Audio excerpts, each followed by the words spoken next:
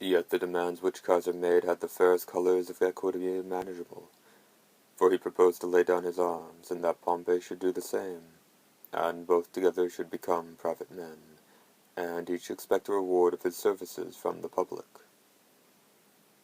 For that those who proposed to disarm him, and at the same time to confirm Pompey in all the power he held, were simply establishing the one in the tyranny which they accused the other of aiming at. When Curio made these proposals to the people in Kaiser's name, he was loudly applauded, and some threw garlands towards him, and dismissed him as they do successful wrestlers crowned with flowers. Antony, being tribune, produced a letter sent from Kaiser on this occasion, and read it, though the consuls did what they could do to oppose it. But Scipio, Pompey's father-in-law, proposed in the Senate that if Kaiser did not lay down his arms within such a time, he should be voted an enemy, and the consuls putting it to the question whether Pompey should dismiss his soldiers, and again, whether Kaiser should disband his, very few assented to the first, but almost all to the latter. But Antony proposing again that both should lay down their commissions, all but a very few agreed to it. Scipio was upon this very violent, and Lentulus the consul cried aloud, that they had need of arms, and not of suffrages against a robber, so that the senators for the present adjourned, and appeared in mourning as a mark of their grief for the dissension.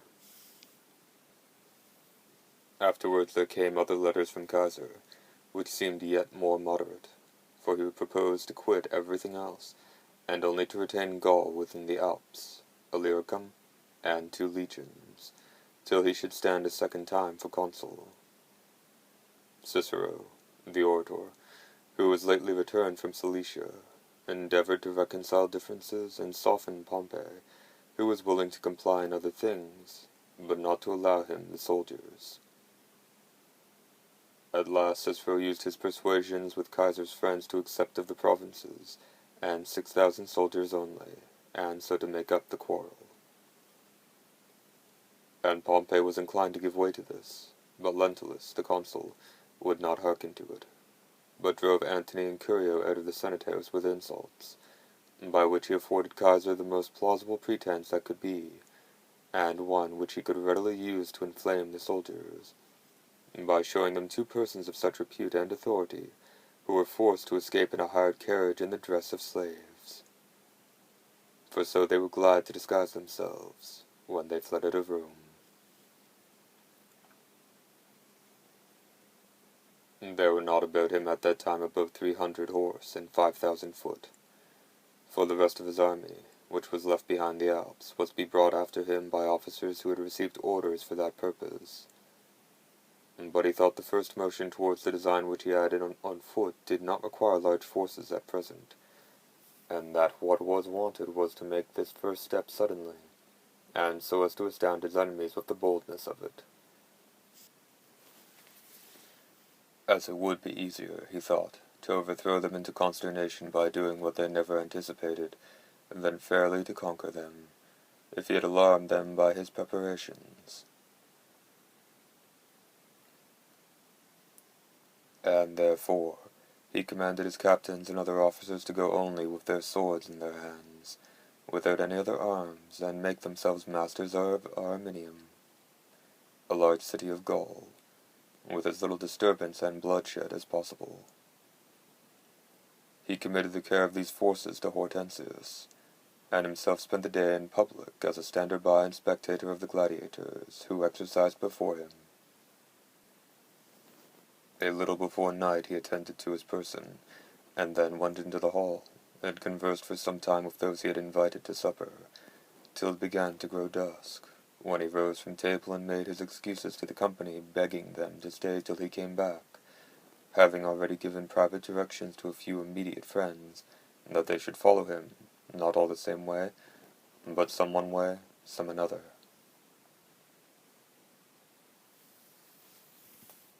He himself got into one of the hired carriages, and drove at first another way, but presently towards Arminium. When he came to the river Rubicon, which parts Gaul within the Alps from the rest of Italy, his thoughts began to work.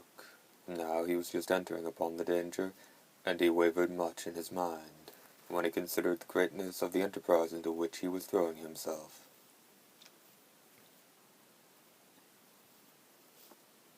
He checked his course in order to halt, while he revolved within himself, and often changed his opinion one way and the other, without speaking a word. This was when his purposes fluctuated most. Presently, he also discussed the matter with his friends who were about him, of which number Asinius Pollio was one, computing how many calamities his passing that river would bring upon mankind, and what a relation of it would be transmitted to posterity. At last, in a sort of passion, casting aside calculation, and abandoning himself to what might come, and using the proverb frequently in their mouths who enter upon dangerous and bold attempts, the die is cast. With these words he took the river. Once over, he used all expedition possible, and before it was day reached Ariminum, and took it. It is said that the night before he passed the river, he had an impious dream, and that he was unnaturally familiar with his own mother. As soon as Ariminum was taken, wide gates, so to say, were thrown open, to let in war upon every land alike and sea, and with the limits of the province, the boundaries of the laws were transgressed.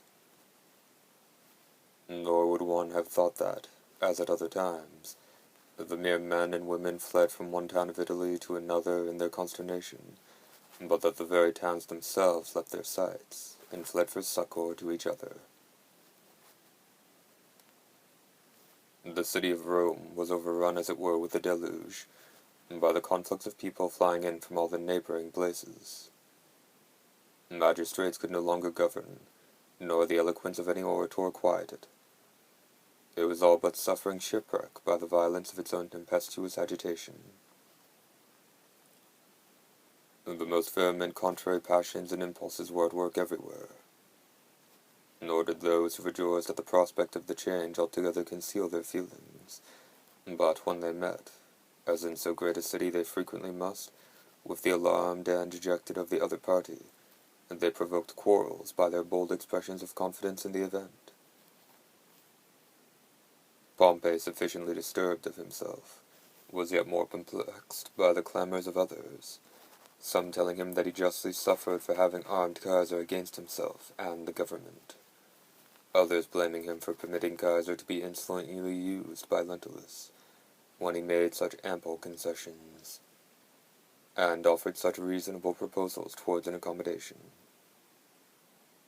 Favonius bade him now stamp upon the ground. For once, talking big in the Senate, he desired them not to trouble themselves about making any preparations for the war, for that he himself, with one stamp of his foot, would fill all Italy with soldiers. Yet still Pompey at that time had more forces than Caesar, but he was not permitted to pursue his own thoughts, but being continually disturbed with false reports and alarms, as if the enemy was close upon him and carrying all before him, he gave way, and let himself be borne down by the general cry. He put forth an edict declaring the city to be in a state of anarchy, and left it with orders that the Senate should follow him, and that no one should stay behind who did not prefer tyranny to their country and liberty. The consuls at once fled, without making even the usual sacrifices. So did most of the senators, carrying off their own goods in as much haste as if they had been robbing their neighbors. Some, who had formerly much favored Caesar's cause, in the prevailing alarm quitted their own sentiments, and without any prospect of good to themselves, were carried along by the common stream. It was a melancholy thing to see the city tossed in these tumults, like a ship given up by her pilots and left to run, as chances guides her, upon any rock in her way. Yet, in spite of their sad condition, People still esteemed the place of their exile to be their country for Pompey's sake, and fled from Rome, as if it had been Caesar's camp. Labensis, even, who had been one of Caesar's nearest friends, and his lieutenant, and who had fought by him zealously in the Gallic wars, now deserted him, and went over to Pompey. Caesar sent all his money and equipage after him, and then set down before Corfinium, which was garrisoned with 30 cohorts under the command of Domitius.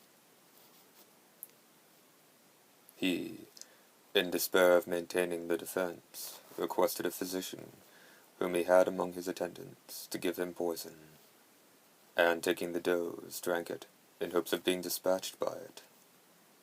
But soon after, when he was told that Caesar showed the utmost clemency towards those he took prisoners, he lamented his misfortune, and blamed the hastiness of his resolution. His physician consoled him, by informing him that he had taken a sleeping draught, not a poison, upon which, much rejoiced, and rising from his bed, he went presently to Caesar, and gave him the pledge of his hand, yet afterwards again went over to Pompey. The report of these actions at Rome quieted those who were there, and some who had fled thence returned. Caesar took into his army Domitius's soldiers, as he did all those whom he found in any town enlisted for Pompey's service. Being now strong and formidable enough, he advanced against Pompey himself, who did not stay to receive him, but fled to Brundisium, having sent the consuls before with a body of troops to Dyrrhachium. Soon after, upon Caesar's approach, he set to sea, as shall be more particularly related in his life. Caesar would have immediately pursued him, but wanted shipping, and therefore went back to Rome, having made himself master of all Italy without bloodshed in the space of 60 days.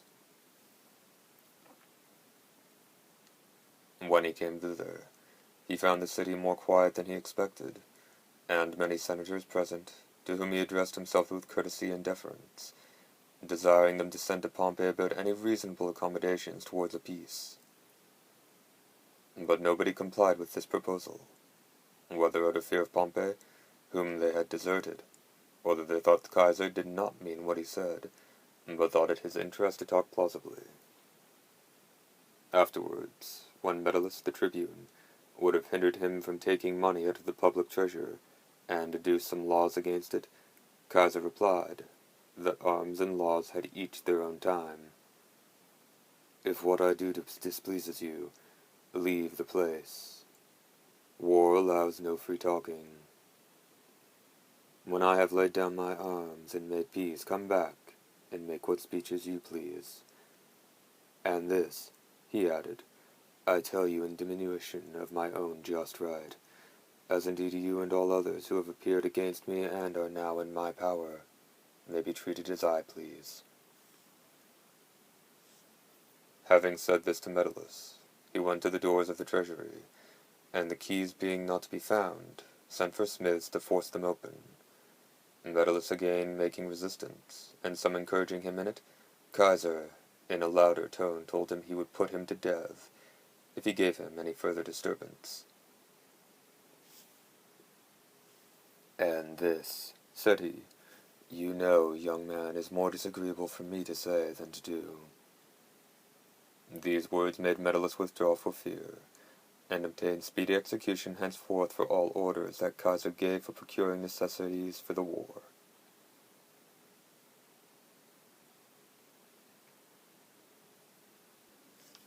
He was now proceeding to Spain, with the determination of first crushing Afranius and Varro, Pompey's lieutenants, and making himself master of the armies and provinces under them, that he might then more securely advance against Pompey, when he had no enemy left behind him.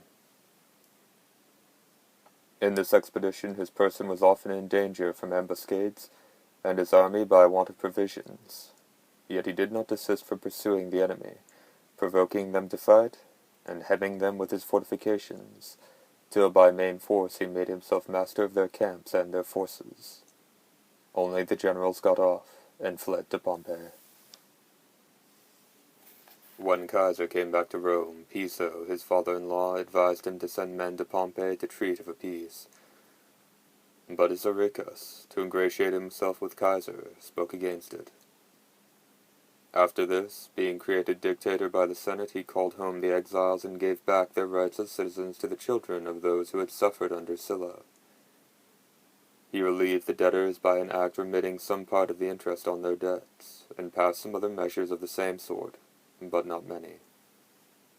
For within 11 days he resigned his dictatorship, and having declared himself consul, with Servilius Isauricus, hastened again to the war.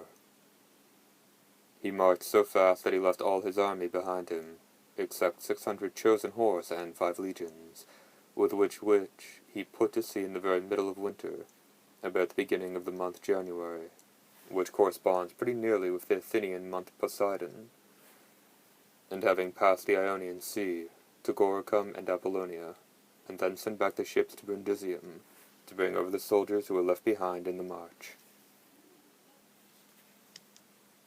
They, while yet on the march, their bodies now no longer in the full vigor of youth, and they themselves where with such a multitude of wars, could not but exclaim against Kaiser, "When at last and where will this Kaiser let us be quiet?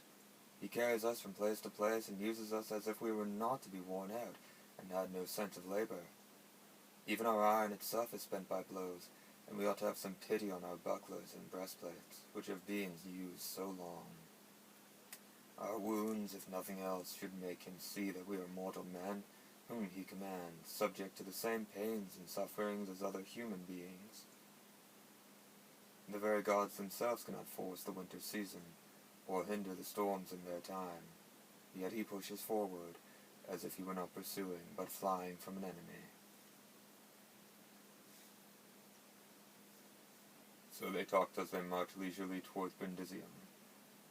But when they came thither and found Kaiser gone off before them, their feelings changed, and they blamed themselves as traitors to their general. They now railed at their officers for marching so slowly, and placing themselves on the heights overlooking the sea towards Epirus. And they kept watch to see if they could espy the vessels which were to transport them to Kaiser. He, in the meantime, was posted in Apollonia, but had not an army with him able to fight the enemy, and the forces from Brundisium being so long in coming, which put him to great suspense and embarrassment what to do. At last, he resolved upon a most hazardous experiment, and embarked, without anyone's knowledge, in a boat of 12 oars, to cross over to Brundisium, and though the sea was at that time covered with a vast fleet of the enemies. He got on board in the night time, in the dress of a slave, and throwing himself down like a person of no consequence, lay along at the bottom of the vessel. And the river Annius was to carry them down to sea, and there used to blow a gentle gale every morning from the land, which made it calm at the mouth of the river, by driving the waves forward. But this night there had blown a strong wind from the sea, which overpowered that from the land, so that where the river met the influx of the sea water, and the opposition of the waves, it was extremely rough and angry. And the current was beaten back with such a violent swell, that the master of the boat could not make good his passage, but ordered his sailors to tack about and return. Kaiser, upon this, discovers himself, and taking the man by the hand, who was surprised to see him there, said, "Go on, my friend, and fear nothing. You carry Kaiser and his fortune in your boat." And the mariners, when they heard that, forgot the storm, and laying all their strength to their oars, did what they could to force their way down the river. But when it was to no purpose, and the vessel now took in much water, Kaiser, finding himself in such danger in the very mouth of the river, much against his will permitted the master to turn back. When he was come to land, his soldiers ran to him in a multitude, reproaching him for what he had done, and indignant that he should think himself not strong enough to get a victory by their sole assistance, but must disturb himself, and expose his life for those who were absent, as if he could not trust those who were with him then.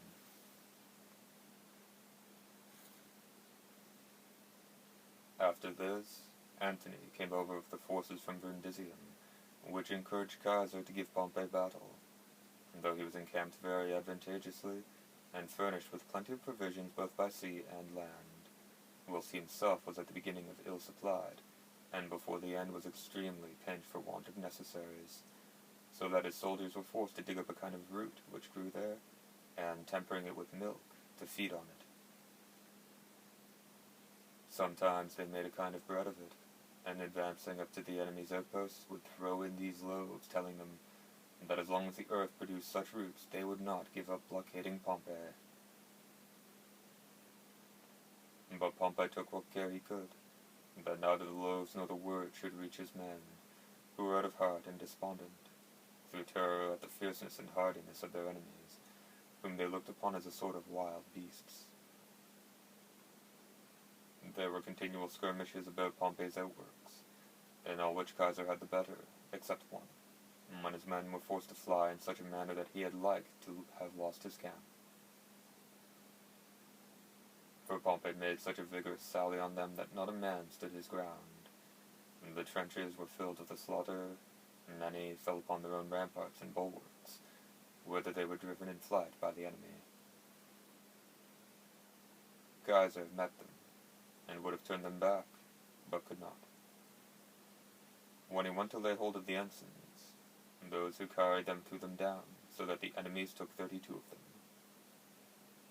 He himself narrowly escaped, for taking hold of one of his soldiers, a big and strong man, that was flying by him, he bade him stand and face about. But the fellow, full of apprehensions from the danger he was in, laid hold of his sword, as if he would strike Caesar, but Caesar's armor-bearer cut off his arm.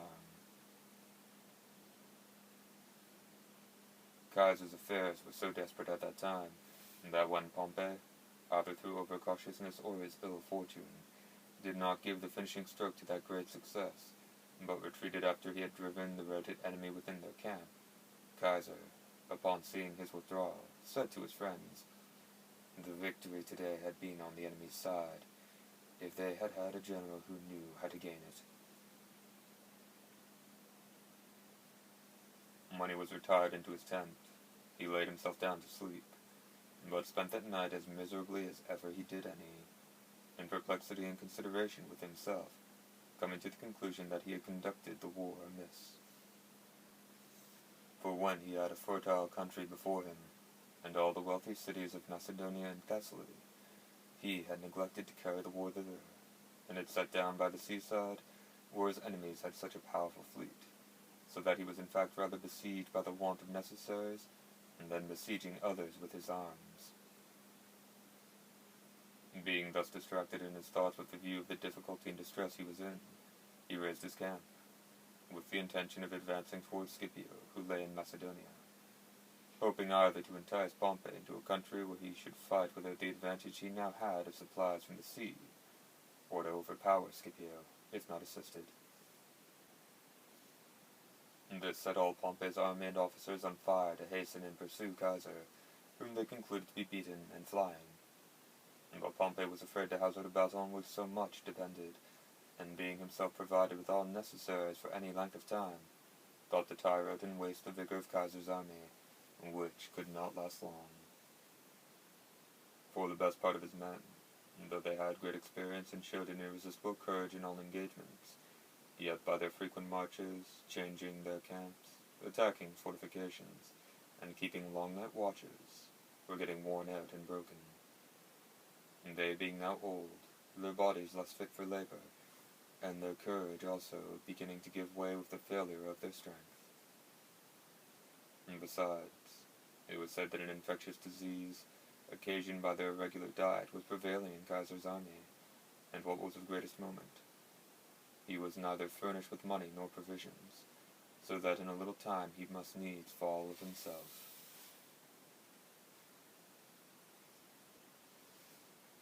For these reasons Pompey had no mind to fight him, but was thanked for it by none but Cato, who rejoiced at the prospect of sparing his fellow citizens. For he, when he saw the dead bodies of those who had fallen in the last battle on Caesar's side, to the number of 1,000, turned away, covered his face, and shed tears. But everyone else upbraided Pompey for being reluctant to fight, and tried to goad him on by such nicknames as Agamemnon and King of Kings, as if he were in no hurry to lay down his sovereign authority, but was pleased to see so many commanders attending on him, and paying their attendance at his tent. Favonius, who affected Cato's free way of speaking his mind,